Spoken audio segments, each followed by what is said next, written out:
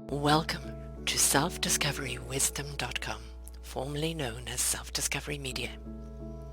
On these podcasts, you're going to hear people who speak from the heart.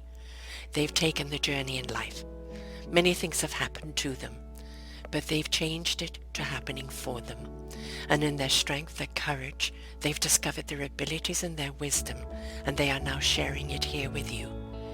Do enjoy each show. We bring it to you with love and knowing that it's going to help you on your journey of life. Good morning, good afternoon, and good evening, everybody. Welcome back to another edition of Ignite Your Heart and Soul, or Choose Positive Living. We're so undecided which genre this should go under, but it is about igniting our soul for us to face the 10% that's holding us back from the 90% of life living. My name is Sarah Troy, and my wonderful guest is Darci Lang. She is a professional speaker, and she goes around speaking all about that 90%, how we can feed it, what we need to do in order to embrace our 90% philosophy. She has 4 books, Focus on the 90%, Living in the 90%, Lead the 90%, Embrace the 90%. And it really is what we feed is what's going to grow, folks. And so what are we feeding? And is that 10% constantly coming in and knocking at our door and trying to pull us away from that 90% living? She says that 90% philosophy series starts here, focusing on the 90%, which represents a concept that one simple tool can change the way you view your life. Darci believes that each of us holds a magnifying glass, and we get to choose what we do with it. We can focus in on the negative 10% in our lives, those things and people that bother us and drag us down, or we can choose to focus on the 90% in our lives that is positive and empowers us to feel and to be our very best. What we focus on determines how we live our lives. So Darci is going to challenge you when you focus on your magnifying glass, reflecting on yourself, looking after the person in the mirror. There are people around you leading, working, supporting others, and your personal life being a positive influence at home and an example of well-being, wellness for others to follow. And focusing on that 90% philosophy helps individuals reframe the way they look at life and think about their work, interactions, relationships, and others.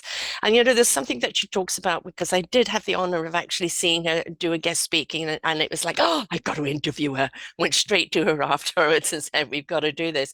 And she talks about, going into the box and slowly unpacking that 10%. And I love that, because if we look at the whole 10%, it's too intimidating, isn't it? It's something that's too overwhelming, and it's like, oh, no, I can't go there. But if we kind of unpack, what comes to the box, top of the box first, then deal with that slowly and methodically, we can work our way through it, can't we? Welcome to the show, Darci. Thank you, Sarah. Grateful we met at that live event, and here we are. Thank that. What a great rapid fire introduction. Thank you. I mean, I've read your book. There's a lot of things that you said in the talk. I mean, you've had what I call the nudge, nudge, wink, wink, and cosmic 2x4. You've had your journey along the way. You've certainly been through the things that have terrified you or left literally scars. But however fearful you were, um, you knew you had to deal with the fear. You knew you had to face it. Even in your opening chapter in Embrace the 90%, you're in an airport where they shout, gunman, everybody run, right? So you never know what's going to happen, that anticipation. And of course, every movie you've ever seen, the gunman is going to be on you any second, right? Because that's the way you're at. But you've lived and faced that fear a great deal in life. And yes, sometimes it's kind of crippled you a little bit, but how did it come about registering that that's 10% of your life and that we must not let it consume us? I think for me it was knowing that it was holding me back from what you would call your soul's purpose, right? Mm-hmm. I knew I was destined for greater than the life that I had. And for me, waking up day after day in the same environment, feeling the same way, life turning out the same, that was my catalyst for no, this isn't the life that I want. And at 24, I'm 54 now, and at 24, I had what I called my quarter life crisis. Mm-hmm. And I could feel myself shutting down mentally, physically, spiritually. That was my catalyst for I need change. Yeah. So it was a bit of a rock bottom. Mm-hmm. That was my decision then. Okay, no, I don't want this anymore. I don't want to feel like this anymore. I want better. What do I need to do? for this to be better? Not who can I blame? Yeah, Who am I yes. victim to? Yeah. And who else can make me happy? For the first time in my life, it was, oh, wait, you mean I need to do this? Hmm. So where do I start? Which is what you said. What rises to the top of the box? Where do I start? So that was for me the catalyst of I don't want to feel like this anymore. Mm. I think that's what I call the cosmic two by four. If something comes along and you are rock bottom, and it's you haven't failed in anything, you just haven't addressed the things that are pushing back on you. And when you realize, like, you can't help somebody until they register they need the help and they ask for it. And that goes for the same of helping ourselves, isn't it? And sometimes reaching that rock bottom, it's like, okay, all right, I get the message. I've really got to deal with this. But when you do open that box, I mean, you can't deal with, well, no, I'm going to start at the very beginning. Is that whatever that first thing is that shows in the box is where you start, really, isn't it? Oh, it is. May I say, Sarah, how this is 30 years later, how I'm still Hmm. working through things in the box, Hmm. right? Hmm.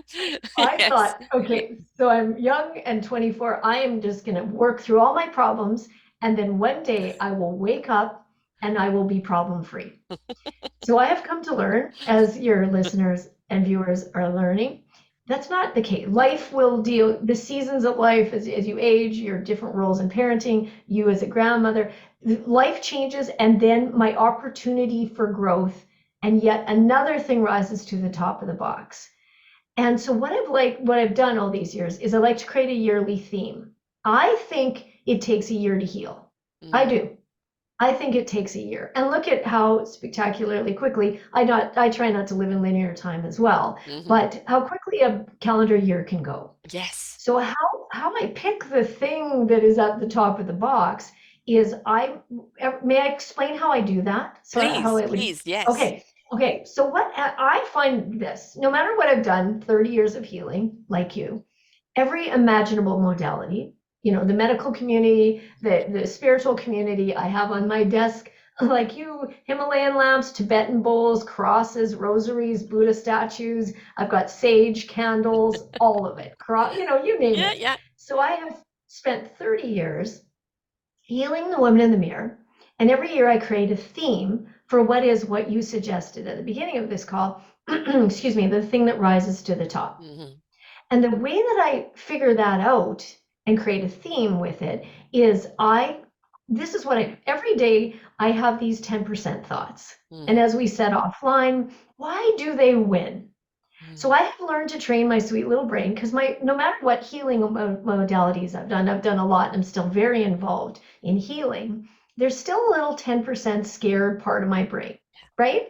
Yeah. I call her sometimes the meanest mean girl you've ever met in your life. And sometimes she's a scared little girl, but there's a 10% part of my brain, which I also optimistically thought someday I'll get rid of that. But I've learned to love her. Yeah. I've learned to love her. I love her so much. So I've learned to love that 10% part of my brain. But all day she will hijack me. She will Mm. try to hijack me Mm. with thoughts of worthiness, of being scared, of standing in front of 500 people. Do you really think you can do that? So what I've learned to do is train her and train that part of my brain. And I created this magnifying glass shaped shepherd stick, which Hmm. because magnifying glasses are my thing, and I shepherd the thoughts over. So all day they come in, oh, what if your tech doesn't work on this podcast? It's okay. We got this. And it allows me to be fully present for what I'm doing rather than the brain talk. Hmm. It moves the ego over. It moves all the 10% in our personality. But the important thing for me, Sarah, is I need to give those thoughts airtime. Because Mm. if I shepherd them over Yeah. and I don't give them airtime in morning reflection, I eat lunch alone at the table with a beautiful placemat and fresh flowers and a beautiful plate, and I give myself airtime. And then after dinner every evening, even if it's 5 minutes, I give my sweet little brain airtime, a little soulful reflection time that allows the thoughts to come up and me to navigate them in the daylight. Mm. Because if I don't, I don't know Mm. about you, but then when I lay down at night, my brain goes, oh, great, you're quiet, finally. So let's dump Yes. everything you haven't worried about all day. Yeah, Yep. because you and I are like that. Let's dump everything you haven't worried about all day into your thoughts as you lay in bed at night. Well, and sleep is restorative sanctuary for me. Hmm. So I've learned, no, I need my sleep. So I've learned that if I give myself some airtime, again, airtime's maybe not the right word, but some soulful reflection time, so those thoughts can come out, because I've shepherded them over to the fear field. And if I leave them there, they'll turn into wolves. Mm. So I bring the sheep back in. Tell me what you're scared of. Tell me what you're feeling unworthy about. What's coming up for me? Spend some time. But then Saturday morning, I can't wait. Tomorrow's my favorite morning. Tomorrow morning, I wake up every Saturday of my life before everyone else. I live with my adult son and my husband. My daughter's moved out. And I wake up before everybody else, make the most perfect tea in the most perfect artisan pottery mug that I see. You have a pottery mug there. Yes. And I light the fire and the candles and the rescue pets, and we sit soulfully, and I spend time with what came up in the week. Mm. Now that is journaled, and at the end of the year, I pick that journal up, and there's always a theme. Mm. And the theme of the thoughts, the thing that was renting the most space in my head, the biggest 10%, the things that were making me feel fearful, worried, whatever, I then create a theme for the following year to help heal that. And I spend the entire calendar year listening to podcasts, TED Talks, YouTube videos, reading books. I buy myself a new ring every year. This year, my theme is grow. So my ring is green. I will have grow t-shirts, grow mugs, grow. Everything will be about growing. And that has helped me so much navigate the 10%, Hmm. because then I get to spend an entire year. What do I need? Do I need something, Western medicine, Eastern medicine? Do I need something that will help me heal this and help me grow? And that's changed my life. Mm. Changed my life. So maybe I don't give the young women hope, young people hope that after 30 years you're still working on things, but I think we will forever. And it's different though. Like, 30 years ago, it consumed you, it came with the claws, right? It was the wolf, and now it is the sheep. And when it comes up, it go, okay, why are you here? It's acknowledgement. And when you acknowledge it and you kind of really look at it and go, why are you here? Okay, I'm not paying attention to that. Or maybe it's simply saying you need rest, or your instincts about that person is right. Why are you not trusting them? And there's always something in that 10% that's actually here to kind of refocus us or have us pay attention to something. And it's not always out to get us. Although how uncomfortable it is, I feel that sometimes it's a reminder also of how far you've come. And then Oh, sometimes it's just that kind of, I'm here. Well, I'm very, very sorry. We actually have dealt with each other. I'm not here to serve you anymore. Wish you well, goodbye. But we've got to acknowledge it. Otherwise, it will become bigger and bigger and bigger, and it will swap places with the 90%. what a great way to set that up. Exactly. And you can ignore it. And Hmm. I've done that. You Hmm. can ignore it with booze, you can ignore it Yes. with technology, I think is a great distraction. You Yes. can ignore it, you can shop it, gamble it, Yeah. you do Yeah. lots of things to ignore it. But you and I know then Hmm. now we've caused more problems for ourselves. Yes. So Yes. how about we feel worthy, which is the whole base of feeling worth it? So I Yeah. want better, back to what we said at the beginning. I wanted better for me. So what am I willing to do better? And facing those thoughts, because as Maya Angelou would say, thoughts are a thing. Yes.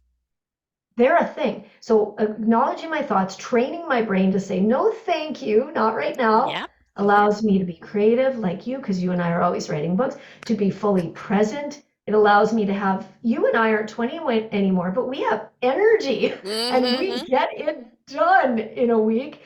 That's amazing. And all of that is harnessing what we can control Yeah. and learning to tame your great word, learning to move over what we and acknowledging it, but it doesn't run my life. I acknowledge them as scars. That Great. they're scars. Even the inner child that I, felt that wasn't neglected on purpose. It was just circumstantial, of when we look at the way our parents are brought up, they try and do better than their parents, and then we try and do better than them. But it's acknowledging that neglect wasn't kind of purposeful. It's just they neglected me in a way, that didn't know what else to do, I suppose. So I think one of the big things in healing that 10% and acknowledging that 10% is forgiveness. Forgiveness of self and forgiveness of anybody else that's caused you the pain. Because if you don't forgive, you're still harnessing a resentment, which then blows out of proportion completely. Agreed. And as you and I've done with our forgiveness work, it doesn't mean that what they did was right. No, no. It doesn't in any way condone what happened. But I am not living in the pain of what happened when I was 3, 4, and 5. It happened, it's part of me, and that's okay. It's here. I'm still triggered sometimes Yes. by these events of my past, but I love her. I shepherd her over, let her know we're safe, and then I go and live my big, beautiful life. So it's really, I guess, it's hard. This is hard work, and it's much easier to drink and gamble. Yes. But resistance is futile. It doesn't Right. matter how much you try and run from it or hide from it or numb it or disguise it. It is going to only get bigger and bigger and bigger unless you address it.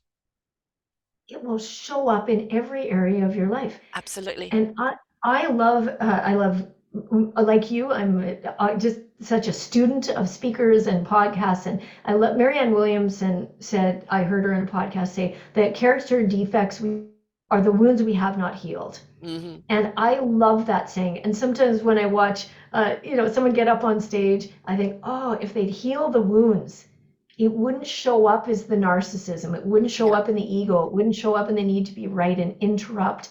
And to me, that's key. Are we living a light like you? I want to live a self-servient life, a servient life. I want to be love and light in the world. And I'm a far greater witness of love and light if I've done the work to become love and light. But Yes. if you stand up with we all have wounds, don't get me wrong, I'm still wounded, but if we stand up with the wounds that are unhealed or healing, we show up very differently. And Hmm. is that how we wanted to show up? And if not, what are we willing to do to heal them? I'm always saying I'm interviewing people that have stepped into their courage, their strength, discovered their abilities, and found their meaningful purpose because of the journey they have gone through in the healing. And some people have had some horrific things. In this week, we have Patricia that had a brain injury from skydiving, where somebody didn't do the instruction and landed on top of her. And she had a Oh, brain injury, but she still went about doing her business, but then got scammed in business. Very highly sophisticated, went to Peru to meet a client and ended up in jail for 4 years. oh And my goodness. the Wow. government didn't help her. The American government didn't help Wow. her. And they would basically they make money if you're in jail, so they're not in any interest to get rid of you. But the courage with a brain injury to survive that 4 years and make herself productive, and then to step into when finally she got out. Three grandchildren had been born she hadn't seen. Her husband had been fighting for her, coming back into life, and then knowing that all her business is completely changed now because everything else has happened. This also happened around COVID, and then but willing to step back into her life, knowing what I call she's flawed, flawsome. She's Yes. flawsome. She's put herself back together with self-love and with the love of Wow. support of other people. Now, when people can go through that and still stand tall, she knows exactly that those scars and those pain and those memories and everything are still with her, but she's chosen to feed that 90%, right? And let the 90% be the guide. Acknowledge that 10% fear that comes up or anything else. It's going to come up. It's triggered, right? Or you've Of had a course. lack of sleep or something, a memory that you watch. It doesn't matter. It's going to come up, but it's facing it and going, okay, you were yesterday. Why are you here? Are you just a memory wanting to come back in and intrude? Or you just want a hug so I can release you? Mm. Oh, and as a speaker, I've been so blessed to share the stage with people with profound stories like that. And how they even get out of bed, I don't know. But some of the happiest people I've met in my life have been to sheer hell and back. Yes. Because hell is a place to get shined up, polished off, and the edges burnt off, right? Yes. And then they come back like popping back into life, like I'm back and I get to be here and live this. What a witness to the Yeah. rest of us Yeah. that if she can get out of bed and go snuggle her Hmm. grandchildren, we all can. Yeah. We all can. And I'm not just devaluing, it's something I try to be careful not to do with my children is draw parallels of, Yes. we're not There's starving. no We're not, comparison. Yes. Yeah. Each right, person's because pain is their pain. Yeah. you took the words out of my mouth. Exactly. So I do try to meet them where they're at for Yes. absolute sure, without judgment, to love them where they're at for sure. But when I meet such incredible human courage stories like that, I'll have to watch that. What an incredible interview that would be. And I have to say it does affect me when I sometimes do those kind of interviews because I feel so much pain for this person of such Yes. injustice that was served. And it reminds you that there is so much injustice, so much cruelty, so much evil in this world. And I call them the third dimensioners. They're people that have not lived in a conscious, they're not in the heart and soul, right? Yes. How can you knowingly go and hurt other people for your own Yes. gain or for your own pleasure? You can't have a heart and soul it's switched off, and you have to open up your heart, however much it's been hurt, for your soul to speak to you.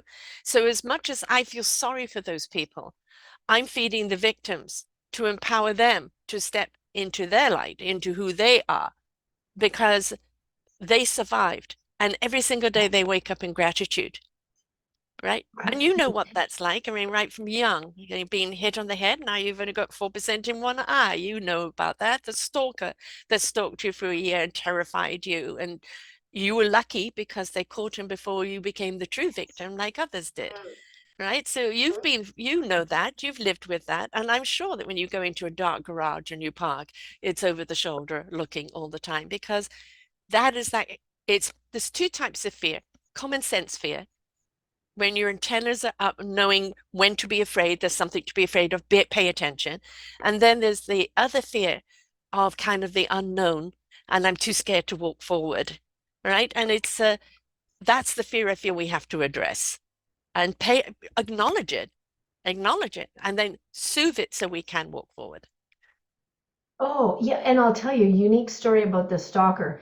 Absolutely. And again, back to it still lives. Yes. And you and I talked about offline. I've watched many of your podcasts. It lives in my cellular body. Mm-hmm. And I have worked hard at making sure it doesn't show up in gynecologically for me because Yeah. it could have. All the mother wounds and the Mm-hmm. wounds that I have. I understand fully this is a mental, physical, spiritual release Yes. of what happened.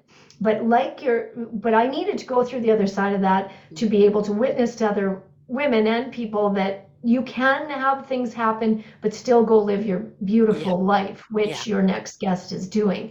But unique to me, I think God says to me, I'm a God person, and I think God says to me, you think you can do the 90%? And I say, I do. And he says, how about now?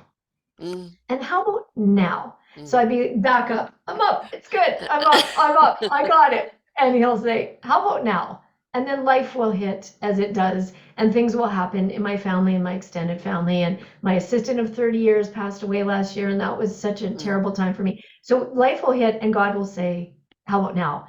So uniquely, so this work on the stalker has been a 30-year journey. And like you said, I drag a suitcase through a dark parking lot. I speak I travel every week, spring and fall. I stay in hotels by myself. There's many indication and many times that I have concern, right? Mm-hmm. Like, should I be? And again, that's the smart and the Mm-hmm. rational and the no, Yes. it's Yes. rational. Yeah. But very unique story. I was coming last summer. I walk my dog Holly every day. Not right now, we're in a frozen Canadian tundra, but Right. I walk my dog Holly every day. And I walk my dog Holly every day. And last summer, I come around the corner, and do you believe, Sarah, my neighbor bought the exact truck that Stalker drove? Oh my goodness. And I Uh-huh. believe it is actually the truck. Like, it's an old collector's item now. It's same color, same everything. Yes, because And it I was came 30 or more years before, right? Oh, this was 37 years ago that this Right. happened, right? So here I am, 54 in my suburban life, miles and miles away from this experience, and I came around the corner, my whole body went lead. Mm-hmm. And Mm-hmm. instead of running from that fear, I stood in that fear. Mm-hmm. And I just stood there. And I thought, isn't this interesting? I gave myself a hug, hand on the heart, hand on the womb. I love you and I'm sorry you had that experience. But I was so intrigued by the cellular response my Yeah. body had to this after all these years. Yes. And so for the first couple of weeks, I'd go a different way. Like, I don't think I want to do this today. But now, of course, it's fine. I walk by, thank you for protecting me and making me safe, God, and then I Yes. carry on. But honor what you said, Sarah, is honor the feeling. Give it a Yeah. hug, let it know you're safe, Mm-hmm. because you can run, but you can't run forever. You And I can't think God hide. will keep you right. And I think the 2x4, you called them cosmic two Cosmic by two four. by four. Yeah. I think they come as chopsticks first, and Yes. then they Nudge, come nudge, wink, right. wink. Yeah.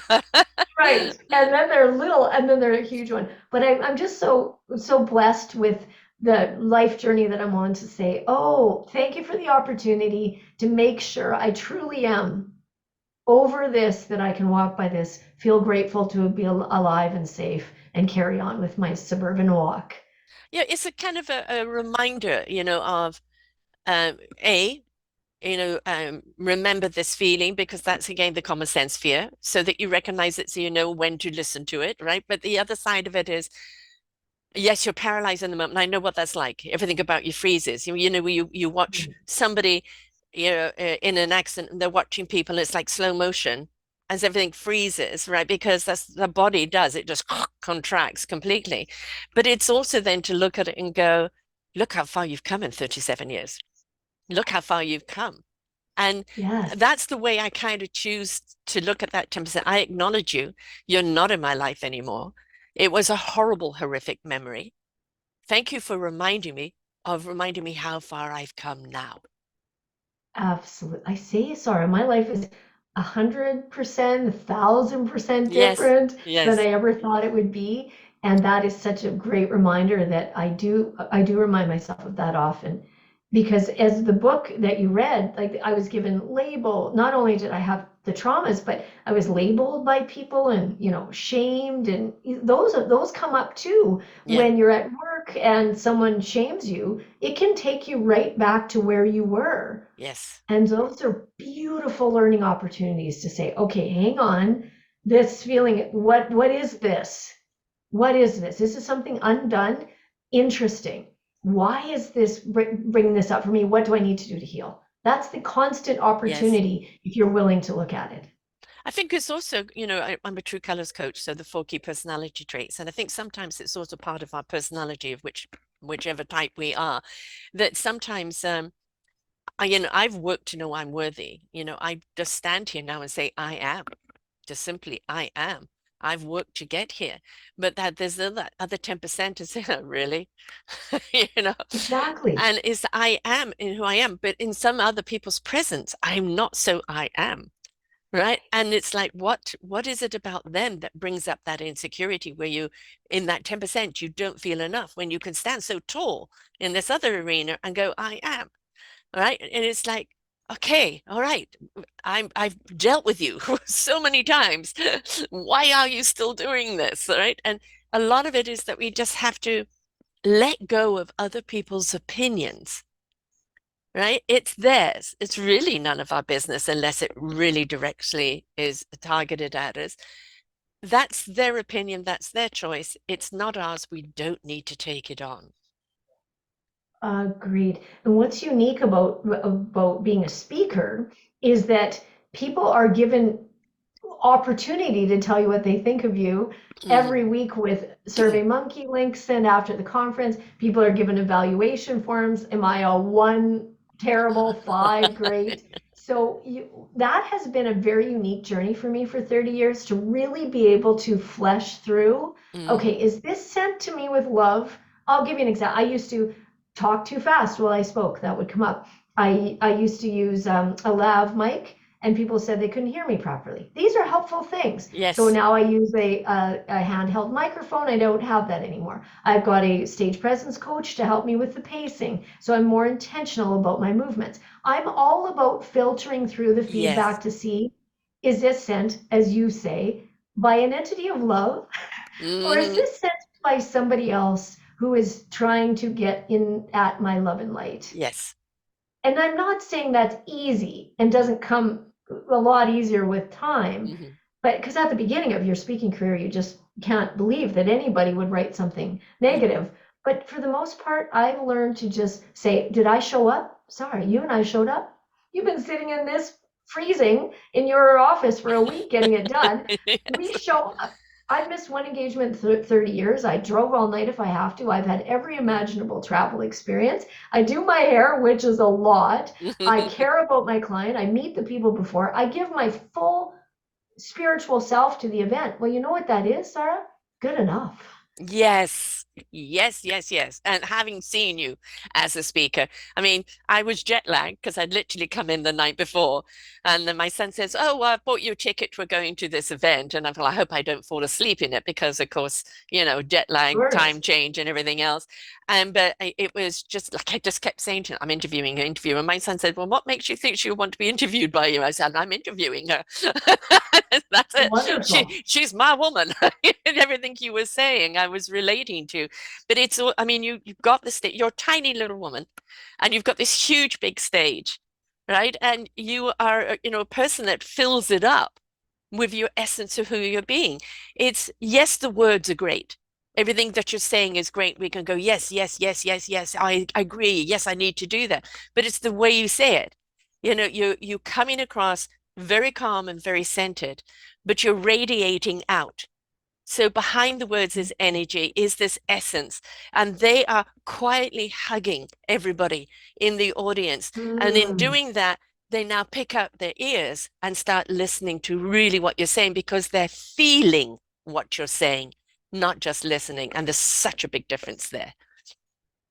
Well, thank you, Sarah. What a beautiful, thank you so much. What a beautiful evaluation. That is lovely because I do an enormous amount of grounding and spiritual work and a whole bunch of calling in and Mm, bringing that out in my heart chakra. So it's very intentional. So the mm, point is, not only did I physically show up, which is a whole thing, yes. and I love getting ready, and I grew up very homely, so I love getting ready because it's my stage and my theater. I love it so much. So I package it, but I also energetically, physically, mentally, spiritually show up for you. Mm. And then, Sarah, I get an evaluation. Worst 3 hours of my life. What can I do with that? How can I do that? You know what I say? I'm sorry. I guess I wasn't the right speaker for you. Shepherd that That's over. That's the thing. Next. Yeah, exactly. They weren't ready to hear you. People say to me, "Who listens to your podcast?" And I said, "All those ready to hear." Right? Exactly. Now, Amen. two people, I encourage people to have podcast groups, like book parties, have podcast parties. Everybody listen and come together. What did you get out of it? And some people, well, I don't know, I just got this, and then they hear what everybody else got of it. Well, what are you hearing that I'm not? And that is inspiration begets an invitation. That's an invitation for you to start looking. How come they got all of that and you didn't? What is it saying about you? Perhaps you're living in your 10%. Right. Or I trigger them. Maybe Yeah, I yeah. represent some girl in high school. Mm. Maybe they're not ready to hear it because, like you said, the cosmic 2 by 4 is still just a 1 by 1. Just, yes, the Right. chopsticks are like that. They're just still Right. It's chopsticks. just toxic. So why do we own so much of the energy of the other people Yeah. around us? So you know what I say to my motivational speaker friends? I say, how about we stop doing evaluation forms? Why don't Yes. you stop doing that? If Yeah. you're beat up every week over the two Mm. that said she was a waste of my time, what's the smallness in you you need to heal? And then do you believe you did good? Yes. I would say I've ran many companies and I ran a retail store and I'd say to my team every day at the end of the day, are you proud of what you did today? Oh, absolutely. And if you worked retail, you don't eat lunch, you don't have Yeah. coffee, you work 12 hours a day. Same with And I'd say to my podcasting. team, same with podcasting. The same with speaking. You go and travel and do the things. And I would say to my team, are you proud of what you did? And they'd say, we're so proud.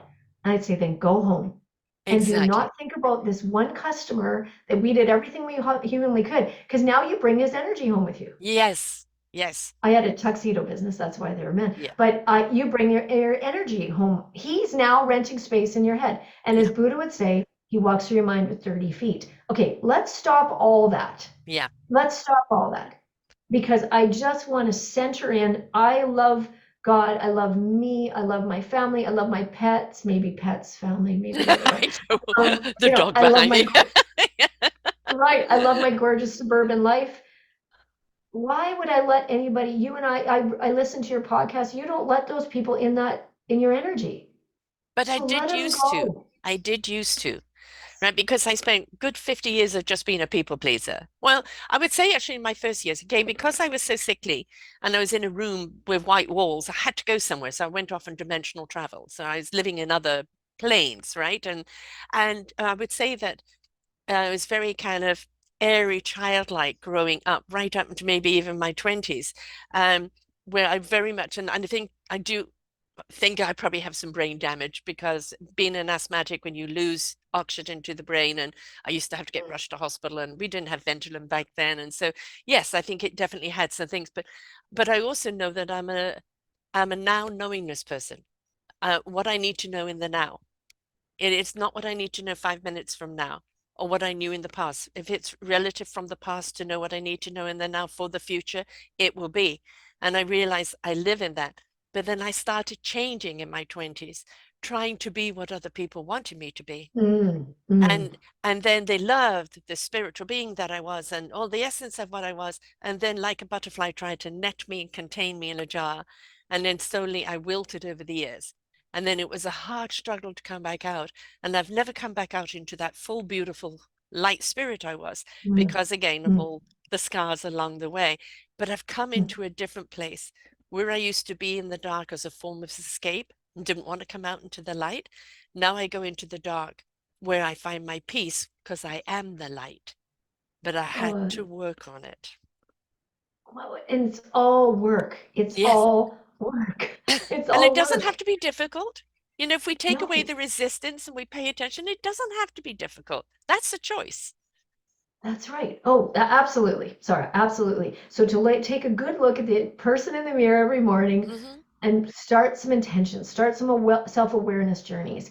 Every morning I look at the woman in the mirror and I love nines. So I say, am I a one or a 1 to 9? I rate myself. And 1 is not great, 9 is amazing. My goal is to feel 9. Hmm. But let's face reality. Some days I'm a 1, but I will Yes. not. I have you read in my book, I have a strict 3 times complain rule. Hmm. So Yes. may I share that? Please. Yes. I think they're really Okay. good tips. So the 3 times complain is, I think complaining is very important. Mm. Luckily, I grew up in a family where I grew up in and amongst 5 different families, 10 half and step brothers and sisters woven in and out. It was very colorful. But luckily, I grew up in a family where people help. They went to treatment, they went to meetings. We weren't a family that swept everything under the carpet and then tripped over it. We kind of threw it in the middle of the dining room table. So for that, there was dysfunction in there, but that was also a really good baseline for me to learn about talking about how you feel. Hmm. Because a lot of children grew up in houses where feelings weren't validated or real. So that gave me a nice framework for being able to do the work. And because I believe, if again you don't talk about how you feel, you trip over it, and then Hmm. your family, you roll up that carpet and put it in your own living room and your family trips over it. So I'm all Yes. about pulling those out. So I like complaining because I think complaining and talking about how you feel is cathartic and important. I do. Otherwise, I do think we drink, drug, shop, gamble, Facebook our problems Yes. away. So I'm all about talking about how you feel, and my girlfriends are my therapy for that. Hmm. So because we all have things going on, life is hard, Sarah.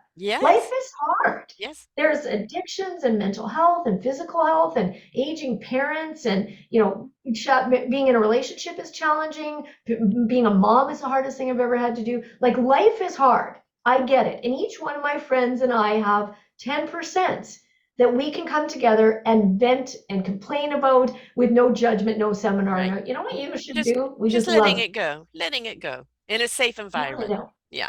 Right. And I believe, again, energetically, that's good for me Mm. cellularly. But then on the third time, we're done.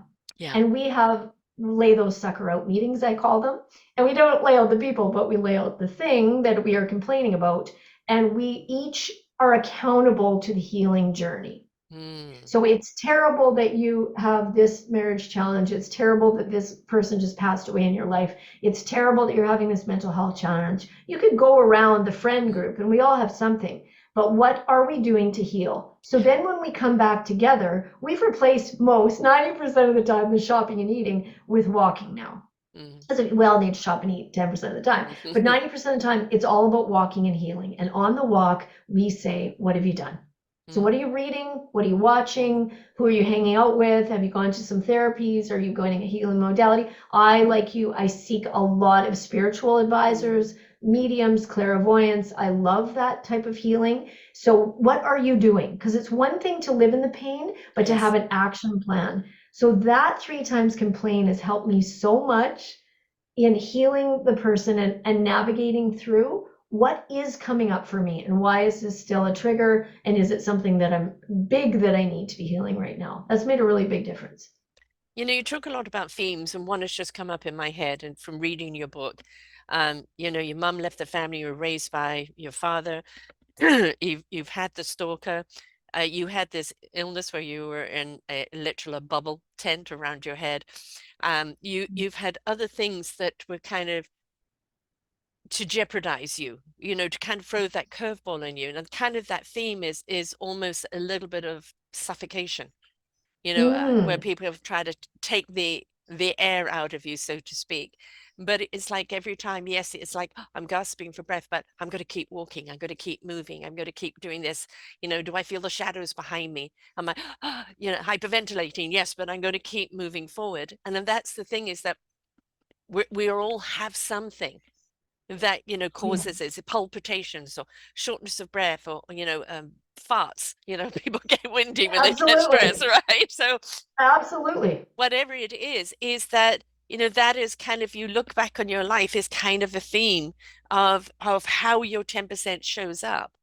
And if you recognize that theme of how that 10% is manifesting, then you can really address, with the not only the trigger but also what it's causing, and start healing that. That's so reflective. And to suffocate me, people can be jealous. Hmm. People can, Yes. that which is also a suffocating energy. Yes. So yes, and I have learned the ripple of loving me first, which Hmm. again, we aren't taught that. We aren't No. taught that. Oh We no, aren't taught, that's, and we who do you think you are? That's narcissism, right? Yeah. and it's boastful and it's Yes. bragging, and I have an entire chapter on Catholic guilt, right? Like we have this belief that if you love yourself, that is boastful and bragging. But Hmm. I say, whoever taught you that belief system, how are they doing today? Are they the Exactly. most rested, nourished, loving, light-filled humans you've ever met? Probably not. Hmm. But this profound opportunity we have to become where we came from or the Yeah. opposite, and to put serious, strict boundaries around who is in that circle. And that's hard to do. Yeah. And that takes a long time to get to the point where you said what you said. But you can be in the face of somebody who makes you feel like you're not worthy. Yeah. And you look at that like, wait, what? I did all the work, but now you're here and I'm reduced to a 12-year-old girl again, and I did all the work. So I have learned over the years, I say to my family to my friends all the time, you don't have to go to your mother-in-law's. Mm. You don't have to go every Sunday. You don't have to. You can start putting boundaries around it being Easter and Thanksgiving. So start to look at where it's the life is literally being sucked out of you by the people around you and say, do I have the courage and the worthiness to love myself enough to not do that anymore? And that takes time. I respect that. And that's hard to do culturally for some. Yeah, it is hard to do. I've got to that stage now that, I like the four agreements, Donra's four Oh, I agreements, love but it. speak your Yes. word with integrity. Don't take things personally when people attack you. It's their issue they're trying to impose on you.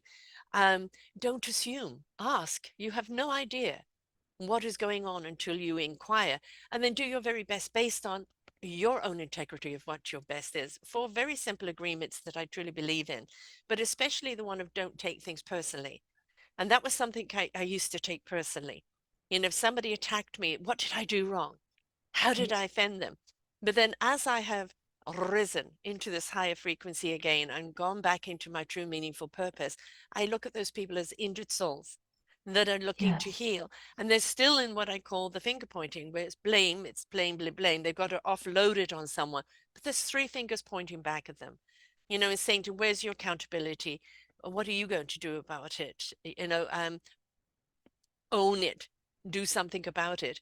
And until we actually, as you said, chopsticks or cosmic 2x4, until that something happens where now you've really got to deal with it, many Yeah. people is like, la, la, la, la, la, la, la.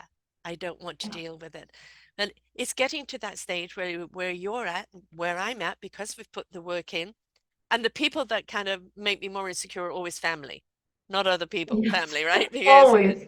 Because family Always. never sees you for who you really are. They see a preconceived Never. idea of what you should be. Um, Totally. but it's like, uh, if I'm not your cup of tea, that's perfectly all right. I'm Yes. not going to take Yes. offense. There's somebody else out there for Absolutely. you. And become detached from this needing to please. Absolutely. And again, having a few thousand evaluation forms a year really helps you Yes. detach from that. But like you and I've talked about so much, those are my teachers too. They are the teachers that come into my life that teach me, oh, this is still triggering me. This still makes me feel, this still bothers me. And so I use those as massive learning opportunities. But I always say, Zara, I'm a very kind lady, but I'm not a doormat. I'm not a doormat. Exactly. I like that. Yes. I'm trying to read my Yeah. own writing here, notes that I made. No, of course. Because I'm a scrawler, I'm a terrible writer. Addiction is always looking to try and feed and heal something. Why do we become addicted? Because we're avoiding. We are filling ourselves up with something else so we don't feel the pain, but then we're causing more pain. And so eventually we have to kind of focus in what is the pain in order to do the addiction. But I want to talk about depression because it's something I definitely have dealt with a great deal in my life. And your husband, as you said, it was really, really hard to watch him go through that, and until he got to a stage, where I'm okay, I'm shifting, I'm willing to do the work, and we can't help our loved ones because they don't see us in the same light that other people do. And so it's so hard to actually Absolutely. help your family.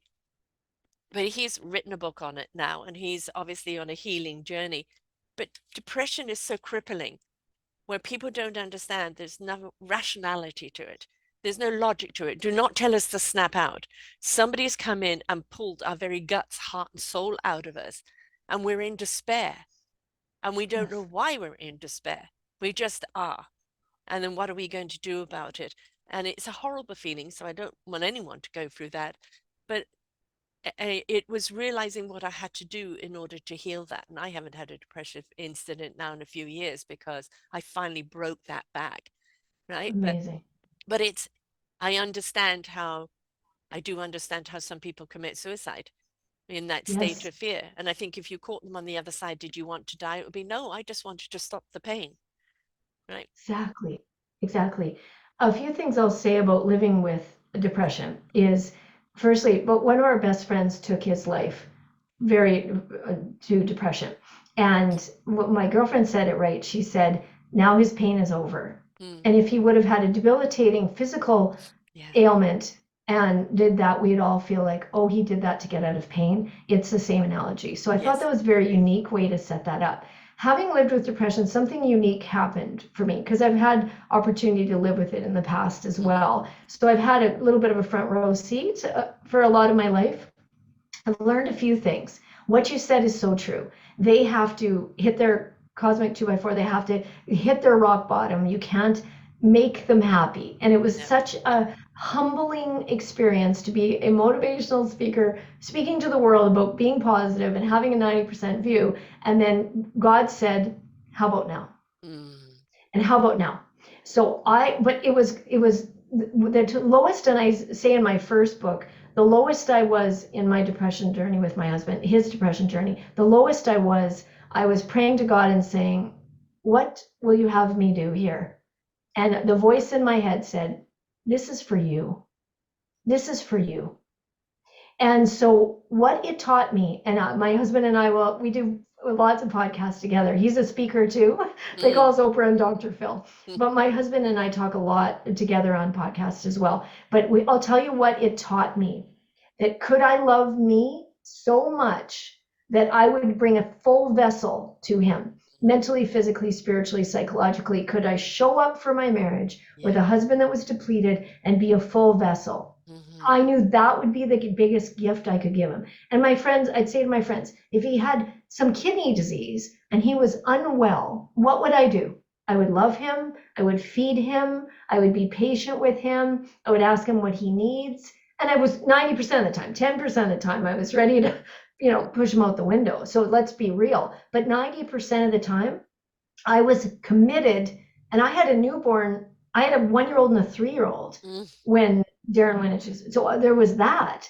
But my commitment to show up for me, the person in the mirror, and I called it going on my island. I used to say, I'm going to go on my island, which I wished, but it was my metaphor for I'm going to go over here now and I'm going to do what I need again, mentally, physically, spiritually, psychologically. Was that Was that pray? Was that cry? Was that lay in a bathtub? Was that go for a walk? Was that eat a whole chocolate bar? Whatever I needed to Yes. do, I did.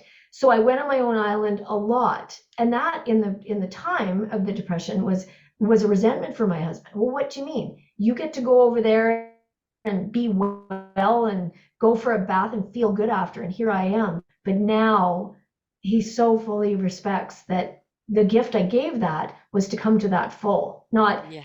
negative, depleted meeting depleted would have caused a Yes. lot of resentments. And I'm not saying it was perfect. Oh my gosh, it was so hard. And it's marriage is work. Marriage is Yes. so much work. On a good day, Mm, much less layering on.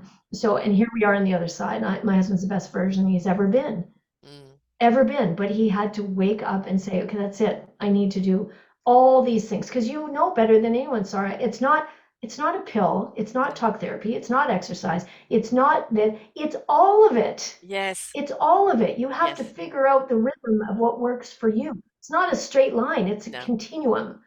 I It woke must up be, today where does good. it Okay, so hurt? what did I do this week? Everywhere. Yeah, yeah, it Uh, is that. And and I eventually kind of found some pills to take when I go down the rabbit hole, and they're sitting there. They're there. If I do Great, get a time period where, yep, I'm feeling that, I need some help. I may take the pills for a few days just to get my equilibrium great. back. Or I do what the best therapy for me is working, right? Doing Yes. this because I'm in my truth and my essence doing this, but also music. And scientifically, music has been proven to rebalance our equilibrium. The frequencies Mhm. rebalance our equilibrium, and and just helps you get back to it. That doesn't mean you don't have sad days, but you Of don't course. have the big depression days. And one of the reasons I think, because I also live with a disease, is those sad days come up to tell me you're overworking, you're overtired, you're over this, Mm. and Mm. I'm just warning you, right? You need to take some time out and look after yourself. Otherwise, those sad days are going to get bigger. And I've learned to partner with my disease and listen to it, and it honors me, and I need to honor it. Otherwise, we can't work together. Amazing. And I believe that the body, like you Mm. have been saying, it whispers or it yells. And I think the headaches, I think the stomach, the bloating, the whatever, that's why the self-awareness journey of looking in the mirror every morning saying, how are you doing? Yes, How are yes. you doing? And then I love to map out the day before. So I've Mm, been spent 30 years moving the dial. I don't ask people to go from 1 to 9 overnight. If you could do that, you would never be depressed. right. You have to move the dial every day, 1 to 1.1. Yeah. And then you move the dial. And then you wake up and say, I don't feel too good today. What did I do yesterday? Mm, But when you wake up 9 out of 9, you say, oh my God, I feel amazing. What did I do? I want to replicate that. yeah. And I know people are more self-aware of what the Kardashians are doing than what's going on in their own body and their own mind. And if we just spend some soulful, loving time with Yeah. that person in the mirror every morning and saying, "How you doing today?" My nickname, my inner child is Sweetie, and I I just say, love that. "Sweetie, how are you Yes. doing today? How you doing today, hon?"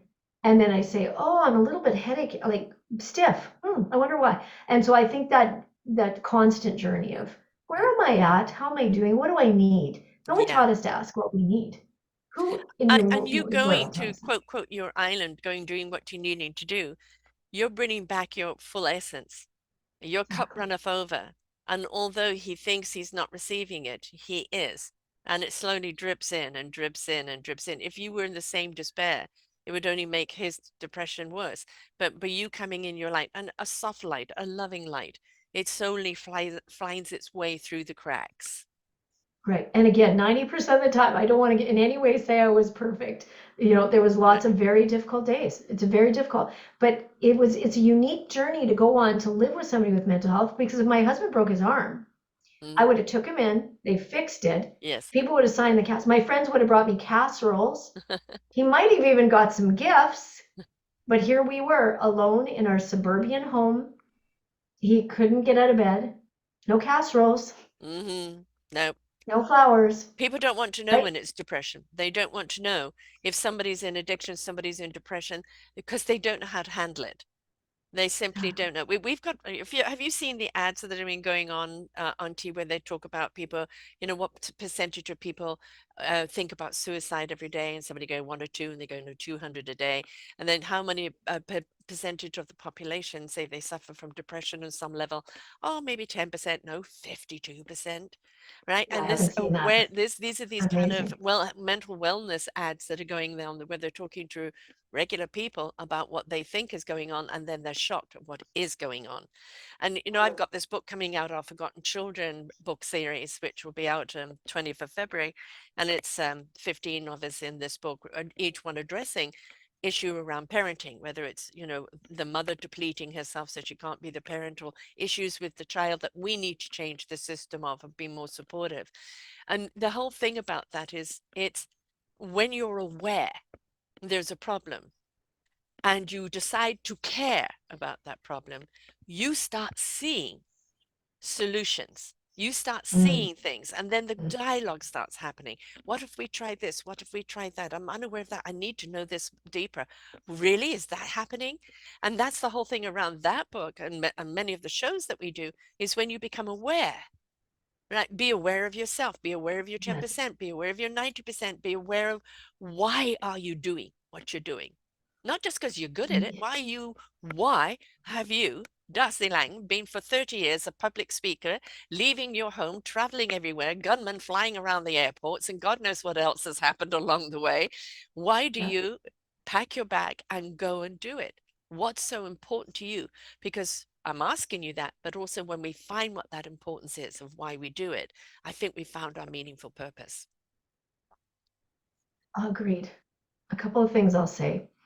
I'm so grateful to be living in a time where depression and anxiety are being talked about so Yes. openly, and that our young people who, all my children are in their 20s, their friends, it's a whole thing with this Yeah. generation. So I'm so grateful to be in a time where that's an open dialogue Mm. conversation. Getting rid Like of I the didn't know.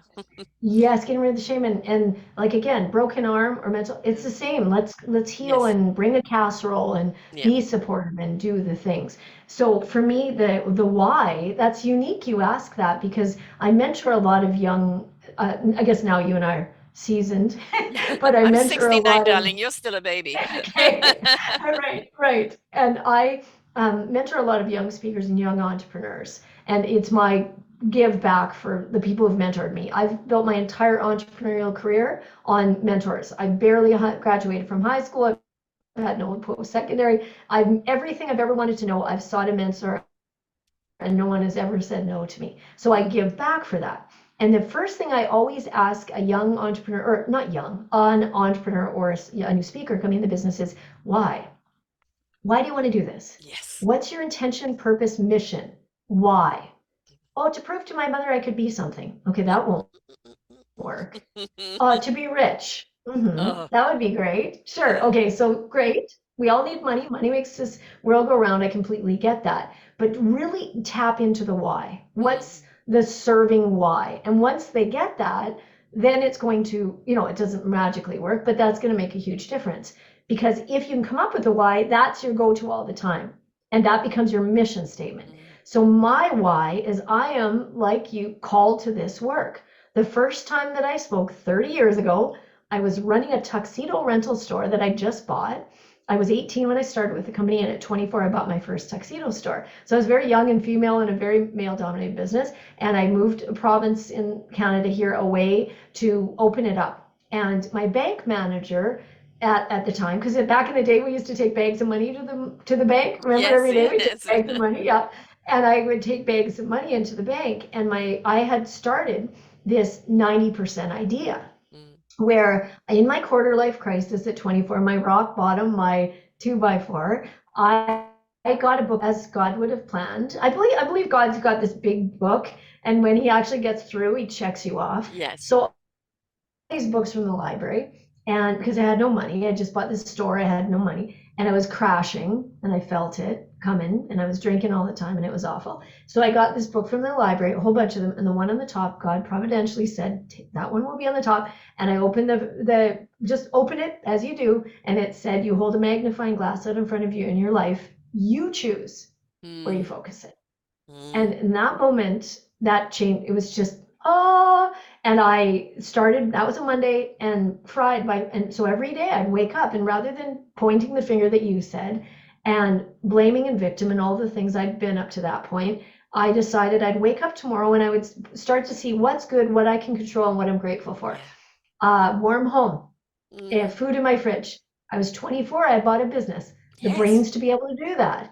And then I would do that, and the brain would just hijack me. But out, and I'd be like, nope, today we're going to look at what's good. So by Friday, my bank manager said, you're different. Because again, you brought the money in every day, and I saw them all the time.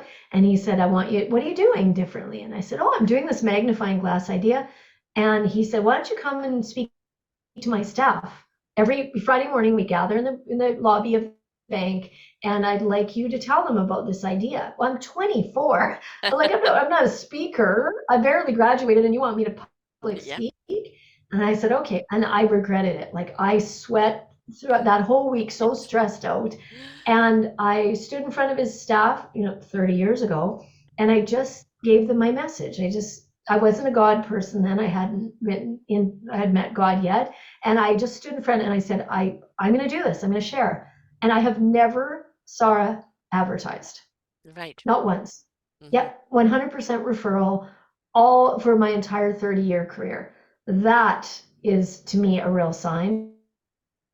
But I knew as soon as I stood up on that in a bank lobby, I knew it was like God said, finally, I've been waiting a long time. And I Yes. knew. So my why to answer your question, the long answer to your question is because if I can give you the tool that has radically changed my life, Yeah. and just one of you in that audience that I met you at in that theater Mm. takes that little, because everybody gets a little magnifying glass. And if just one takes that magnifying glass and does something slightly different, Yeah. that's my why. That's it. That's the reason why I do these podcasts is too, is that if there's one little pivot, one little light bulb moment, one thing that shifts you in a different direction, that's better for you. Hallelujah. Jay Shetty, a great interview to watch is Jay Shetty along with Trevor Noah. Um, Okay. I'm a big fan of Trevor Noah. I find him has an incredible equilibrium about him, the way he can see both sides. Very, very profound. And he uses humor in his way to do it, but he's very profound. And that was a wonderful interview between the two of them. And they talked about their why, and Noah turned it, ball back to, well, why do you do what you're doing? And he said, what's your purpose? And he said, this is it. This is my why. Interviewing people like you that Right. sheds light on other people who are listening. And of course, that is my why too. I came across this nearly 12 years ago. It took me a long time to get. I had to wait for the internet and podcasts need to come about and for me to be ready. But then I also realized that everything I've done in my life prepared me for Oh, this. yes. Right. And that's the Oh, thing yes. when we look at that cosmic two by floor, we look at why did I take to the direction? Why did that horrific thing happen to me? Because it all becomes part of that relatability. It becomes a part of your story where you're not, it is the story now. You're not attached to the story. You're not attached to the story anymore with pain or emotion, but you can talk about the story and you can show other people that are going through their own story that I can talk about this story without feeling fearful or I'm going to be swallowed up or, you know, head for the bottle. And that's the beauty of it. Being able to talk about the horrific things that happen to you and show through feeding the 90%, addressing that 10%, this is where you can be today. And that illumination, I feel, is essential in our society to show people you can too. Mm, thank you, Sarah, for that. And that's why the vulnerability, people will often say, just even yesterday, I did a virtual conference, and one of the women emailed and said, I can't believe your level of vulnerability. But I believe that's my street cred, Yes, yes, right? Is maybe I'm not packaged that you think I ever had a problem. right. So maybe the judgment is then lessened. Mm. That I hear you and I understand life is hard. Here's some of the hard bits I've had, but this is the why I'm here today. I'm here to share this message so you can take that with you. You're I going to mean, read this, something. yeah, no, it's just the way you've done the book.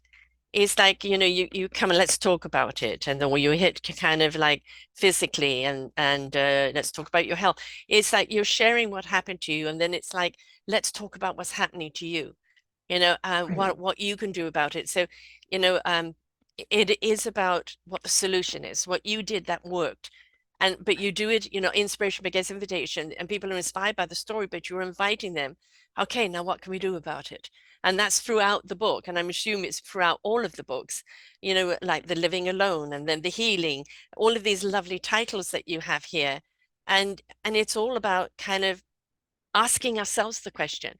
You've shared your story, and then it's thrown back at them of kind of asking themselves the question. And I think that's the kind of reflection that we need is like, where are you at this? Well, what can you relate to this story? Did something similar happen to you? How are you looking at it? How are you treating it? And people don't get asked that. It's like a suck it up, man. Are you still worrying about that? And isn't it time you got over that already? And it's like if we haven't dealt with it, and if we haven't looked at our sweetie, our inner child, if we haven't hugged and loved that inner child, the reason why we see so much escalation of narcissism and psychopathicness out there is because it's a wounded child that never healed. And they're constantly looking for people to fill up that hole. And Yeah, nobody on the outside can fill up that hole. They can assist you with the right tools, the right wind behind under your wings, but you have got to fill that hole up, and you've got to fill it up with love. absolutely. So the why, yeah, yes, all my books are set up that way. You're absolutely right. And your why do you want to feel Mm, better? Because that's the key is what's your end goal? Why do I want to invest in only having pizza and wine twice a month? Because I feel like $1 million when I eat really well. So why do I want to do that? So that I can have something for this beautiful career, but have something left. So for my family, and I'm an accountability person. I'm all about showing up. I'm not perfect, I make mistakes, but I show up for my life. And to the point, when I run into people in the grocery store who say, "Oh, I saw you speak, it was so great," I always say the same thing: My God, thank you for complimenting another human, because it takes some people a yes. lifetime to Mm, compliment. So I'm always very grateful. But then I say this all the time to them: I say, "Did you do anything with it? yeah. Did you Yes. do anything with it?" I'm super grateful for the compliment, and I'm grateful for the accolades and the signing the books and the Mm, hugs and the standing ovations. That's all amazing. And I'm super grateful for that. But that feeds the ego. And I've yes. had to learn to pack that up, Mm, because nobody at home, I don't get no standing yeah. ovations and Walk through the door, carpets you're just rolling. mum, right? Yeah. Right, right, right. So I've learned to put that into great perspective, which is a whole other podcast, because you can't, again, I pack it up and come home and do laundry and walk dogs, and Yeah. no one cares. They may love and support me, but blah, Yeah. blah, blah. So this intentional question of what did you do with it? That's more my greatest goal is you heard, because Sarah, I'm not right for everybody. So I No. don't say people say, "I saw a speaker, I didn't like her." Then go to another one. Right. Exactly. Listen to a different podcast, read a different book. Don't stop there, Right, right? right. There's Like, somebody keep that's doing right the for tool. you. Yeah. Agreed. And fill the toolbox up. Yes. Again, show me what's on your phone. What are you reading, watching, what is your podcast? Well, I'm a podcast junkie. Mm, What is loaded up on your phone? I don't have social media, personal social media. I don't doom scroll. I am constantly looking at what I eat, read, watch, surround myself with. Is this going to make me a better human? Because when yeah. I'm a better human, I'm a better a speaker. I'm a better with my family at the end of the day. And that You're takes the beacon of self-love. that light. Yeah, that is exactly what it's about. Was Gay saying with these shows, listen, learn, and apply. Yes, Yeah, listen, be inspired. Learn what this person has gone through, but how they got out of it, and apply whatever they did to your own life. How do you know if it's going to have an effect on you or not if you don't listen, learn, and apply something? Something. exactly. And that's been a really healthy part of the circle of girlfriends with the three Yeah, times complain. Okay, so what are you doing? Then we learn from each other. Oh, I read this book. I listened to this podcast. I went to this counselor. I went to this acupuncturist. So it's not only a way of us being accountable to each yeah, other for our healing journey, it's also a information gathering of what did you do that was amazing. But I signed up for this life, Sarah, and oh you and yeah, I both. yeah, Yeah. yeah, So, and I say at the beginning of my book, I signed the soul's contract that said this would all be yes, for me. So yes, why would I not go live it the best possible way? The genetic odds of us even being born, yeah, that alone is amazing. And I had a 16-year-old mom in a time that didn't keep their children. yes. So I'm already won the lottery. Hmm. And so I'm here, chosen to be here, to live out this life. Let's go. And then all the people that come into my life and try, I think, I don't want to do this again with you. So let's figure out a way to get this over with here so that I can not have the energy of it. Again, I don't want to do this again with some people. I want this beautiful love and light. Exactly. That's what we've worked for. That's what we've journeyed for. That's what we've evolved to be. We have chosen to live in that 90% all the time. It's just that we acknowledge the 10% and what it needs from us and what it needs us to address. But that doesn't, we spend 90% on the 10%, right? We Please spend 10% don't. on the 10% and we focus on the 90%. And that again is what you seed. Be conscious of what you seed, conscious of what you feed, conscious of how you feed it, water it, nurture it. And then if you suddenly got a garden full of weeds, well, you planted those, darling, right? So, and also don't tug at the roots, let everything grow when it's meant to grow. And maybe it's not meant to be picked. Maybe it's just meant to be there in all its beauty and all its seasonal. Mm. And it's pay attention. I feel so much that people don't pay attention. They're so busy feeding that 10% and watering that they don't realize, hey, you've got 90% over here. It's 90% good. Why are you feeding that 10% so much? It's getting fat. That so good. That's so great. Because again, if you wake up checking off health, family's health, a warm home, food in the fridge, garbage in a garbage can, I live in this beautiful suburban neighborhood. I'm safe. The list goes on and on and on. Then that really sets a mindset. But then you can and then start to see the world and think, ugh, it's not that good. How do you change it? By showing up love and light. If I'm Trillion love and percent. light, Mm-hmm. pardon me, It's trillion percent. trillion Trillion percent. percent. So, in the only thing that I can control in this vastly uncontrollable world is how I treat me. That's it. Yeah. There's nothing else. Not how my family treats me, Yes. how I treat me. And if I treat me with love, again, 90% of the time, I'm not perfect, but if I treat me with love, then I can fill from that place of love. And if I'm self-sabotaging and I'm not taking care of me, there's another reason. And I'm for a chocolate bar and pizza and wine and do all the things, but they can't be 90% of the time. Yes. Yes. Yeah. So I could carry on and on, but filling from that place. Discernment and pacing yourself and really looking at what you need. I think one of the greatest gifts you can give yourself every morning is wake up with gratitude. I'm awake. I'm Yes. awake. There's a whole day in front of me. Yes, you got Yes. X, Y, and Z on that day. Instead of like, oh, I got X, Y, and Z on that day. I've got X, Y, and Z on that day. Lately I've kind of been in a traffic jam because with this anthology book, I had to get it out to the publisher yesterday for it to be done in time. And when you're herding other authors, in an anthology, it can be challenging at times. Oh, Pl yes. plus, having been sick and all the shows that I had to do and all the other books that are coming out as well, there's just been like everything came at once. I have the philosophy of balls up in the air. All right. You may drop down. I'm ready for you. Nope, you stay up there. Mm. Unfortunately, this just happened to be a time that two or three of the balls needed to drop down all at the same time. And it's like, okay, yeah, it's a little exasperating. Take a deep breath. You know you can do this and methodically get through it. Right. Mm. And but Mhm. don't put yourself in that space to live like that every day. It's going to happen now and again, but try and manage Absolutely. those balls, because if we don't put so much pressure on ourselves, we have more time to be the essence we are that's serving other people instead of depleting ourselves. And then what have we got to give? Absolutely. That's why staying on my island, rested, nourished, Mm, taken care of, exactly. is it's like an armor. I'm ready for anything. And I say to my girlfriend, who is self-sabotaging, I say to her, if a crisis hits in your life, if something happens with your parents, you are going to go down Yeah. like lead Yes. Yes. because you're not equipped for anything that life will throw you. Mm, So I find this quite powerful to yes. be extreme self-care. Like very the sleep, exercise, nutrition, the meditation, prayer, to do the very basics well, armor. But then in times, of course, I have that sorrow where I'm traveling all night, where I've got a book deadline. I'm with you, but I make absolute sure there's recovery. That's the point. You Serious. may not be able to Yes. nurture, you have every day those things you normally would do for your day because there's other demands that are all piled up at the moment. Of course. Okay. Of Right. course. You know you're capable of doing them. Otherwise, they wouldn't have been given. So it is literally which ball am I dealing with right now? Do that next, or maybe I can overlap them.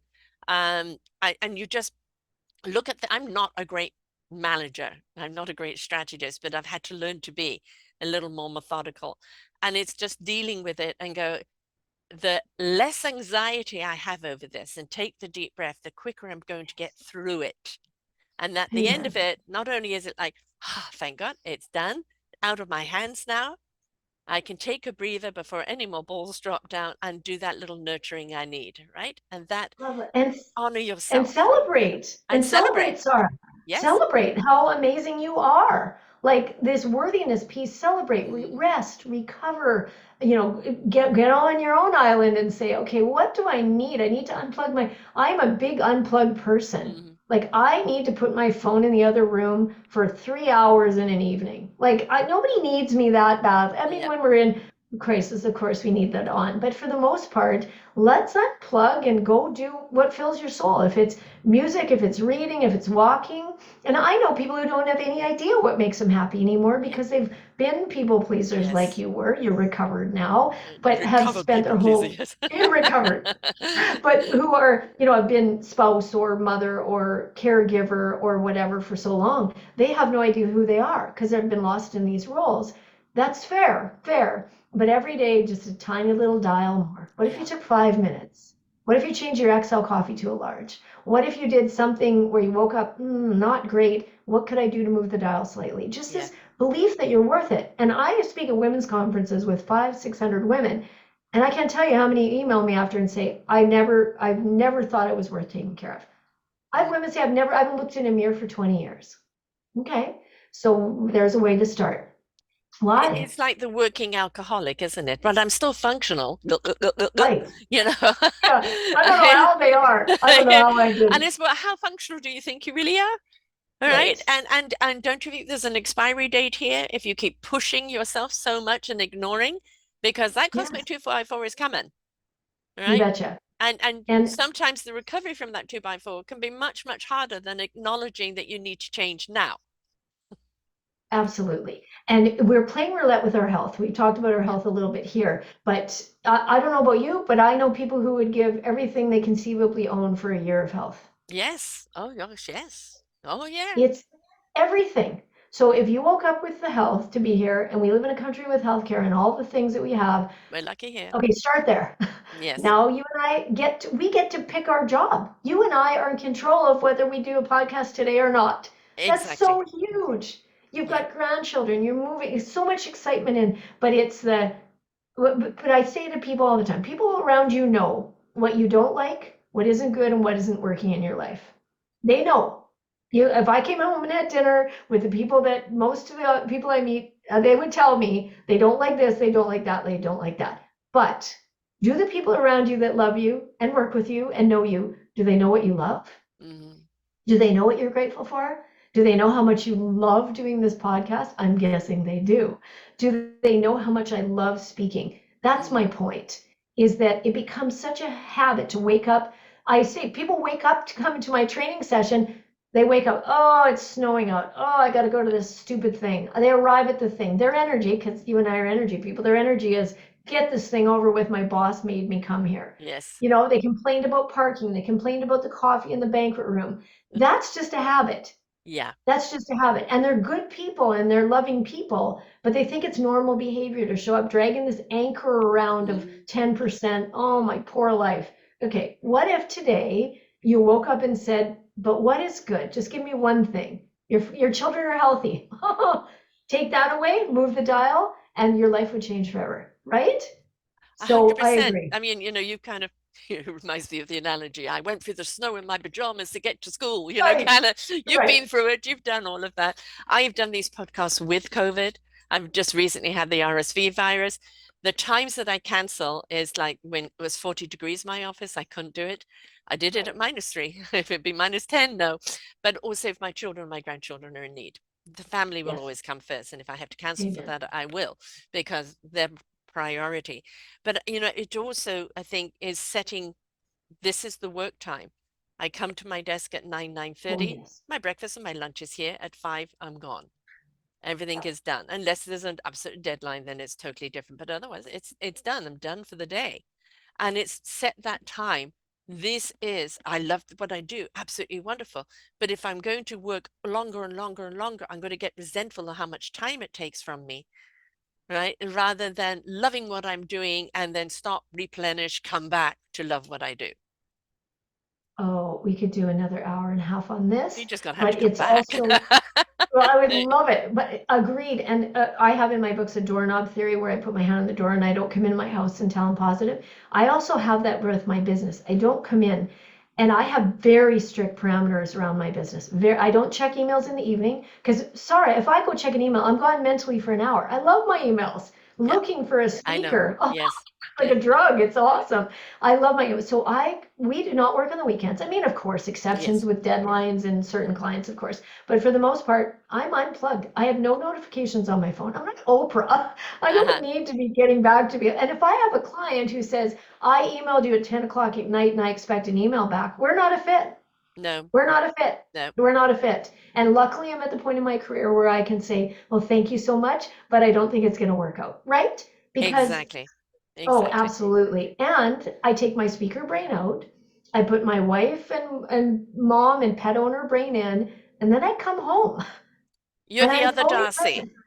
right? I mean, Yes. you know, I clearly think we're two sides of in our lives. You know, I've always been the spiritual being. And that when I was in that, as in truth, I was in clarity, I was in peace and everything else. And then this humanoid who was busy trying to fit in and be everybody else wanted. And why can't you see this? You know, trying to bend backwards into a pretzel, you know, and it was uncomfortable. And then that finally waking up and merging together and realizing the strength of my humanity is in my spiritual, and that the two together are really kind of so bound together that they are strong, and that it doesn't matter, you know, but you can set those parameters. If people go, well, I'm demanding this and that, people say, who do I interview? I say, all those first and foremost that come from the heart. If you don't come Yes. from the heart, I don't want you. If you're coming from the ego, if you're coming from self-importance, if you're coming from money, I don't want you. Yes, money could be something that people are aiming for. Everybody needs it. Everybody like more of it. But if the heart isn't in it, truly the heart isn't in it, then it's not going to be a message I want to send out. And Agree. the heart is the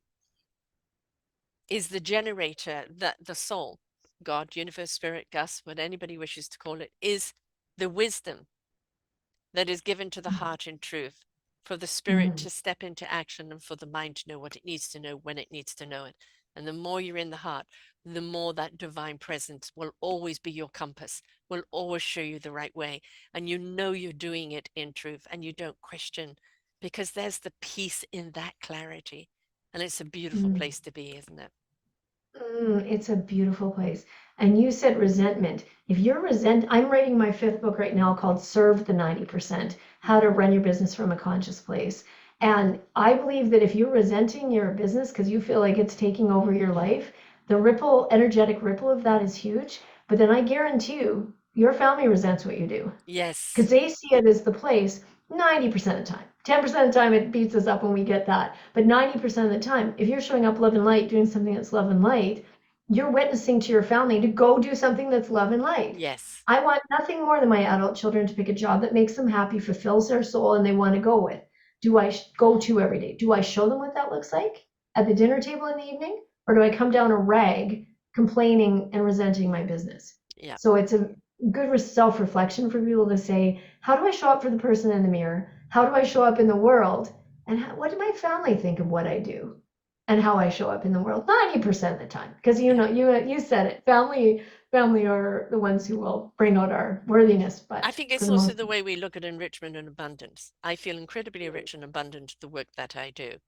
I am very, very filled, and I'm hoping that the shows that I bring to other people fills them. That is, for me, really abundant. But that doesn't match my bank account. And so for the kids, but you don't make money, mum, right? You know, and podcasting is hard. You know, I have a donation button, but, you know, podcasting is one of those platforms that you got to get outside influence to pay. No, if you feel it's worthy, there's the dollar sign. But that's, and they can't get it where I'm coming from. They just can't get it. It has to be free will. I'm sorry, that's just the way my code conduct is set up. But they're still at that stage that if I'm not making the money and sustaining myself on the right level, then do I really love what I'm doing? Is it really abundant? Because Mm, it's not feeding me on that side.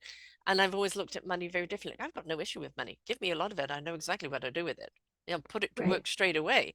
It's just for Yes. some reason the universe says, I'll just give you enough to survive, enough to be able to put your head up over the water. But money is not the generator. And Mm, so, when if other people look at money as being kind of the compass and the measurement of who you are, they're not going to see your abundance.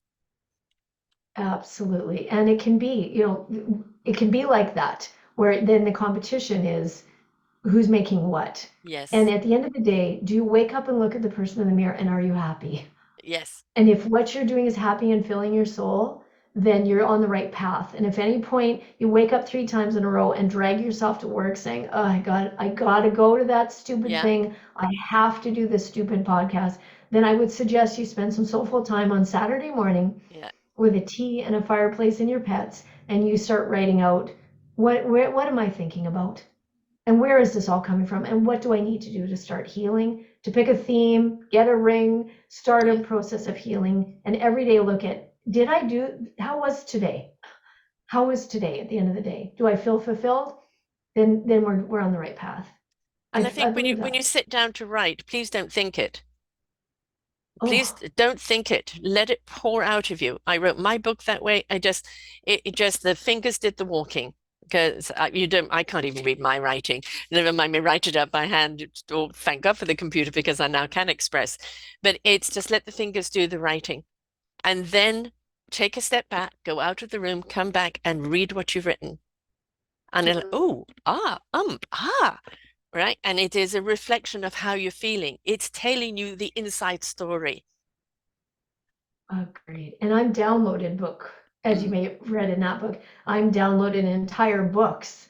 And so Yes. I'm very tapped, but there's also a lot I do mentally, physically, Yes. spiritually to tap into that creative ability, listening to sound waves that are creative sound waves. Yes. And I do a lot, and again, not having brain fog, not Yeah. feeling tired, not all those things that I had to do to get the physical vessel ready there, then I can bring in more of the spiritual and the mental pieces.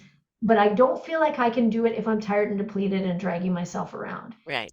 Exactly. Stress again, get it right with the person in the mirror, get the physical self, and then bring in the spiritual and the mental. It's huge. It'll make a huge difference.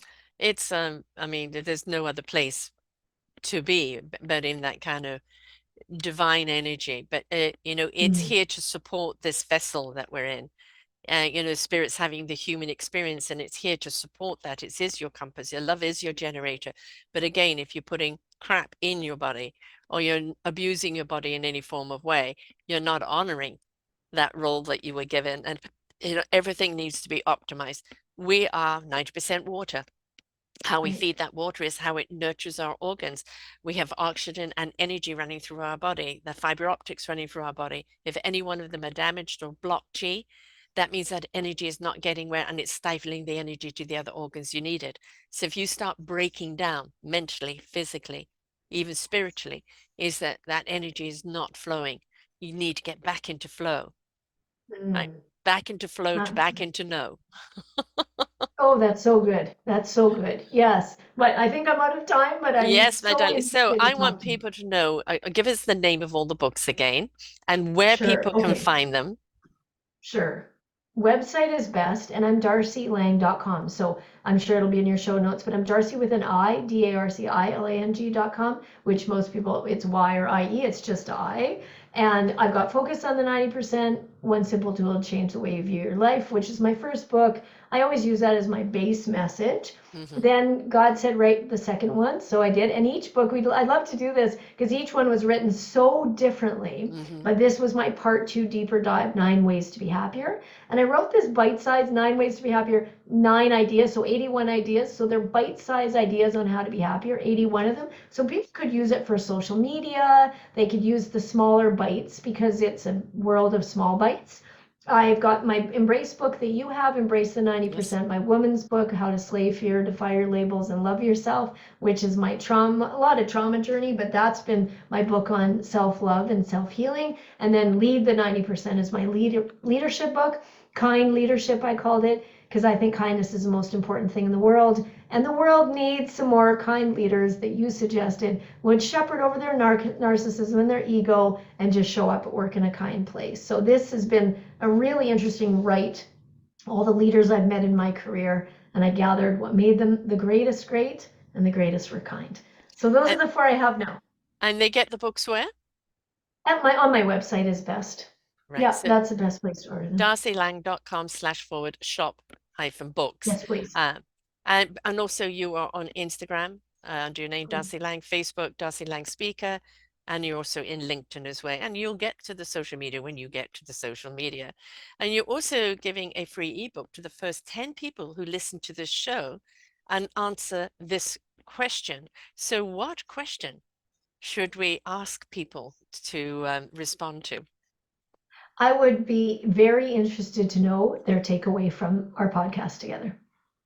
Okay, so the first 10 people that respond with an answer to what they have take away, and there they actually reach out to this email. They will, with that, reach out to Kevin at darcilang.com, Kevin at darcilang.com with your answer. And the first 10 people to answer that and what they got taken away and how they're applying it will get a free ebook. So that's a great gift to have. And it's a good reason for you to kind of reflect on what you've heard here today, share it, converse with it, and then go and get the books. Because truly, yes, I mean, this is the one that I have embraced, is you share your life, you share your obstacles, but I love the whole way you then look at everything of, okay, what can we do about it? So it's Right. like, this is our 10% problem, but how do we feed the 90%? And the 90% is where we want to live, right? The 10% is always going to be that companion, but we don't want it to become the 90%. Agreed. So I'm so grateful. I'm so grateful that you told your son that you would call me, and I was instant yes. So I'm grateful to have spent this time with you. Thank you so much. Thank you very much. I've been looking forward to this for a few months now, and you really are illumination. Keep on speaking. And don't forget, folks, she is a guest speaker. She does travel. You want her to speak for your organization, please just reach out to her. This is her forte for 30 years. And I guarantee you, when you observe her on the stage, as I said, it's not just the words. It's the energy and the essence that comes off her that you truly hear the words. They really do reflect with you and they really will inspire you. So please book her as a speaker as well. So thank you so much, Darci. And to everyone else out there, please feed your 90%. Have a conversation with your 10%, but leave it in the 10%. Don't drag it on any over. Okay, until next time, folks. Bye for now.